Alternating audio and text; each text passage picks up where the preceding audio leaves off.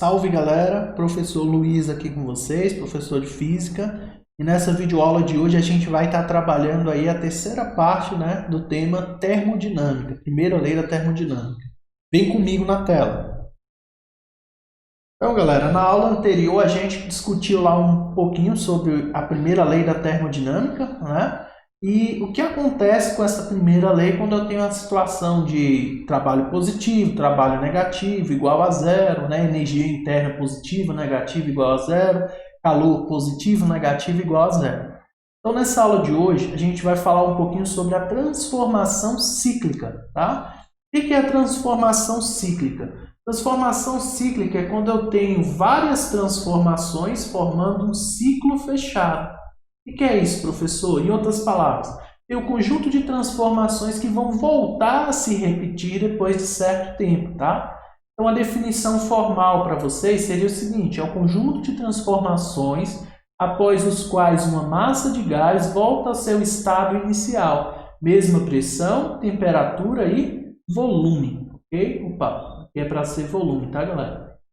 Mesma pressão, mesma temperatura e mesmo volume. Então, por exemplo, imagine que eu tenho a transformação aqui, ó, A, B, C, A. O que significa? Ó, eu vou sair do ponto A, no ponto A eu tenho uma pressão 1, um volume 1, e consequentemente eu tenho uma temperatura 1 também. Não está expressa pelo gráfico aqui, mas eu tenho. Aí eu vou para B, certo? Significa que, ó, minha pressão mudou, agora é P2, meu volume também mudou. Aí eu vou para C. Depois volto para A. Então, ó, eu tenho alteração aí nas variáveis de estado de um gás. Então, eu tenho várias transformações, beleza? Então, para ficar um pouquinho mais claro para vocês, imagine que o meu V2 aqui, do gráfico, ele valesse para a gente 4 litros, certo? E que o meu V1 valesse para a gente 1 litro. Ó, então, isso vale 1 litro, isso vale 4 litros. Vamos analisar aqui, ó, a transformação BC. Quanto que vale o meu volume quando eu estou aqui no ponto B? Você olhar para o gráfico ali, meu volume vale 4 litros, que é V2. Aí eu passei de B para C. Estou aqui agora, ó. Quando eu estou em C, quanto que vale o meu volume? Opa, 4 litros. Então, eu tinha 4 litros em B, continuo com 4 litros em C. Eu sofri mudança de volume? Não sofri. Então, de B para C aqui, BC, eu tenho uma transformação com volume constante, que a gente chama de isocórica. Beleza? Se eu analisasse aqui, ó, o C e o A, galera, C e o A, vamos dizer que isso daqui vale 1 atm, isso daqui vale 2 atm, tá? Considera aqui que está em atm, certo? Pessoal, em A, quantos atms eu tenho? 1. Em C, quantos atms eu tenho? Olha para o gráfico aqui, 1. Então, se eu tinha 1 e quando eu cheguei em A eu continuo com 1, o que isso significa? Que não houve mudança de pressão. Então, aqui o meu AC, eu tenho uma transformação o quê? Uma transformação de pressão constante, que a gente chama de isobárica. Beleza? Perceba que de A para B eu não posso afirmar que é isotérmica, a não ser que o exercício me dissesse que a temperatura nesse trecho é constante. Como não diz, tá? Então eu não posso afirmar, beleza? Então isso daqui que a gente acabou de ver é chamado transformação cíclica. Se eu quisesse calcular o trabalho aqui, desse ciclo, tem duas maneiras de fazer. Eu posso calcular a área do triângulo, tá vendo que o ciclo aqui formou um triângulo?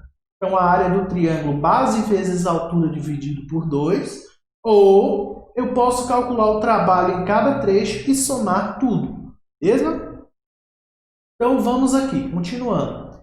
Algumas considerações importantes, galera.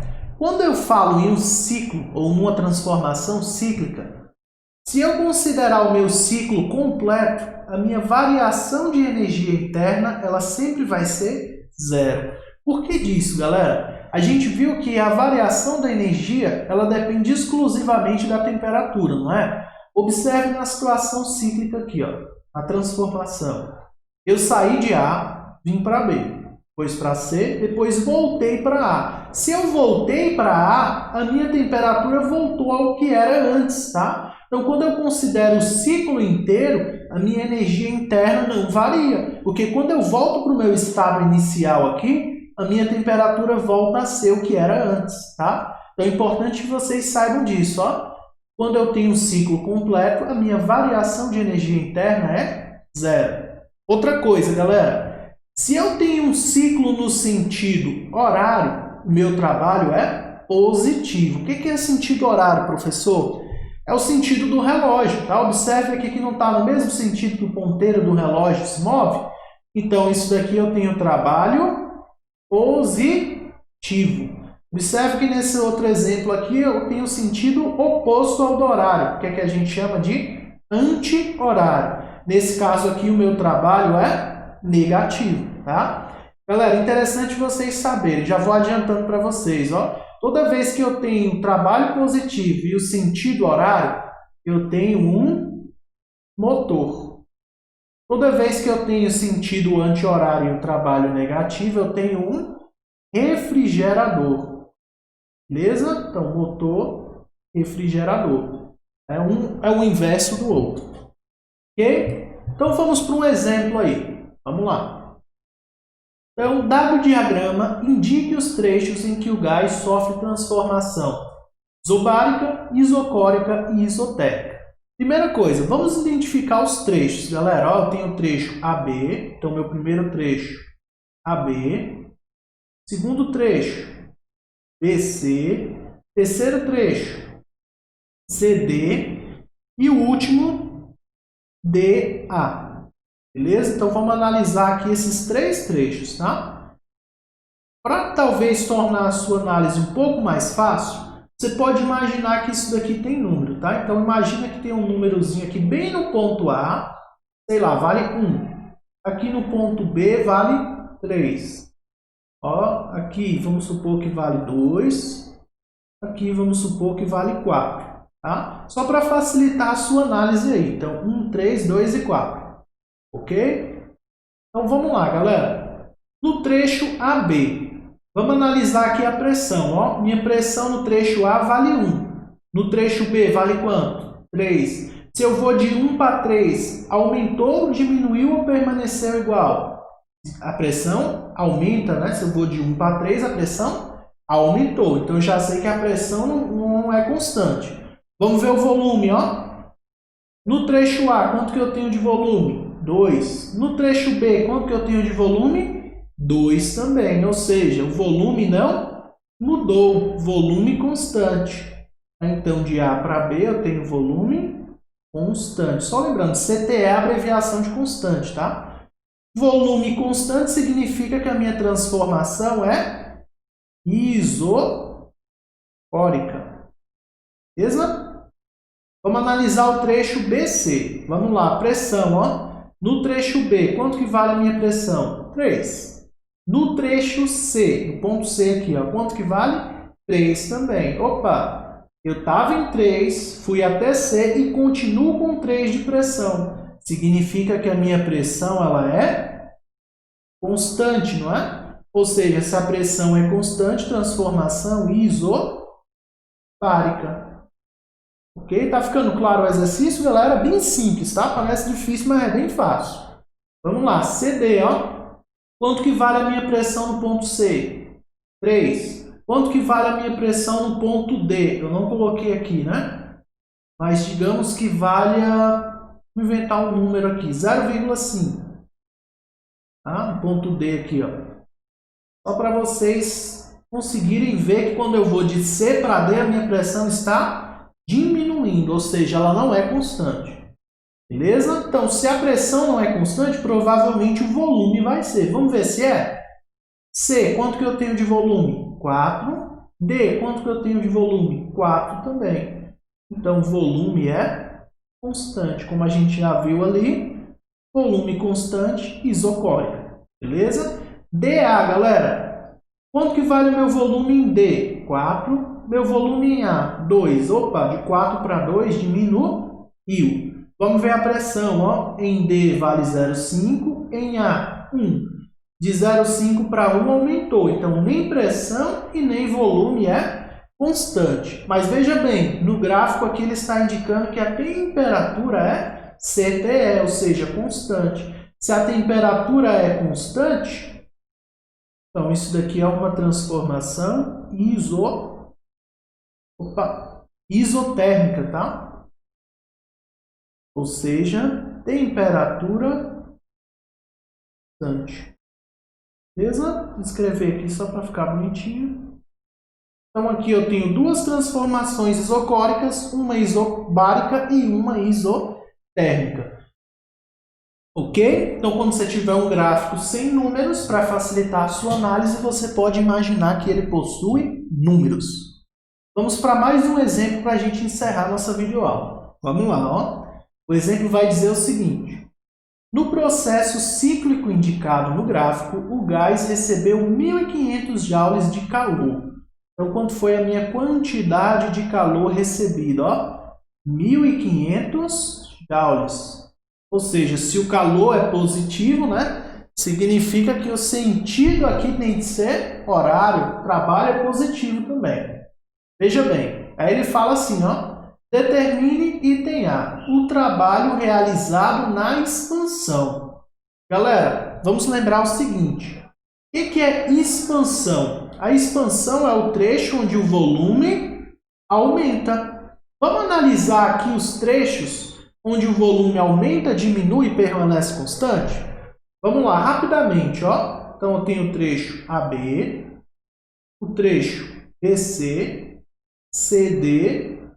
DA, ó, AB, vamos olhar só para o volume, ó, 0,2 para 1,2, ó, aumentou, não é? Então, eu já sei que AB, o volume não é constante, beleza? Mas veja bem, se eu vou de 0,2 para 1,2, o meu volume aumenta ou diminui? Aumenta. Quando o volume aumenta, a gente não chama isso de expansão, não é? Então, aqui é o trecho em que sofre expansão. Então, ele quer que a gente calcule o trabalho no trecho AB. Como que a gente faz isso, galera? Se o trecho AB, o volume não aumenta, provavelmente a pressão vai ser constante. Vamos analisar a pressão para ver se é? No A, vale 4. No B, vale 4. Veja bem, só que não é 4.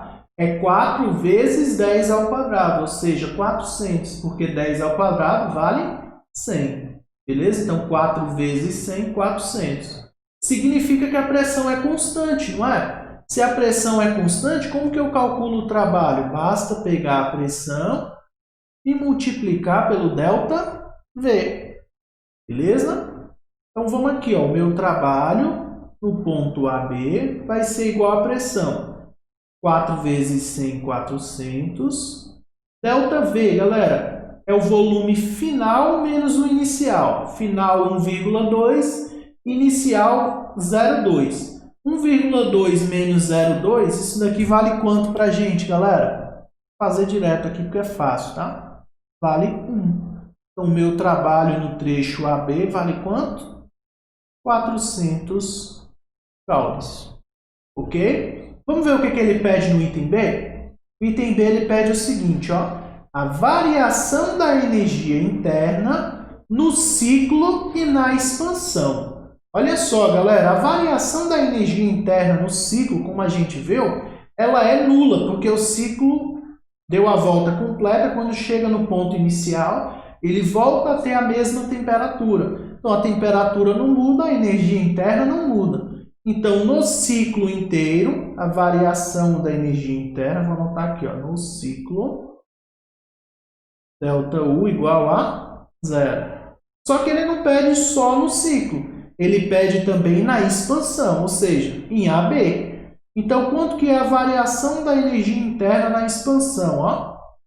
Energia interna é calor menos trabalho. Se eu quero saber o trecho AB, é o trabalho que eu calculei aqui, 400, não é? Então, veja bem, vamos fazer aqui no outro slide para ficar mais fácil. Ó.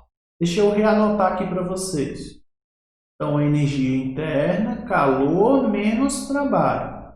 É o trabalho de AB, da expansão. Então, vamos substituir o que a gente tem. O ΔU é o que eu quero saber. Então, eu preciso do Q e eu preciso do trabalho. O que eu tenho? Tenho 1.500.